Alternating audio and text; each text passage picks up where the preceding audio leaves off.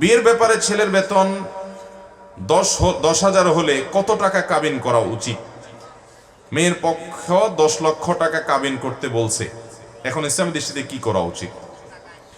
ভাইরা আমার, এটা আমাদের দেশে একটা বড় রোগে পরিণত হয়েছে, মহামারীতে পরিণত হয়েছে। ব্যাপার কি? সব নারায় তাকবীর শুরু করছে কেন ভাই? বিপদে আছেন সব?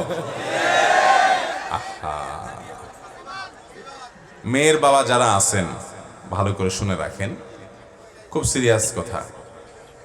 আমি বিভিন্ন সময় বলার চেষ্টা করি, বিয়ে বরকতপূর্ণ হওয়ার জন্য 3টি পূর্ব শর্ত আছে।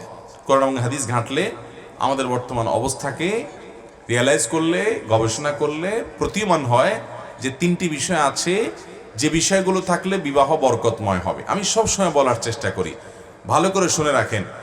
মহরের পরিমাণ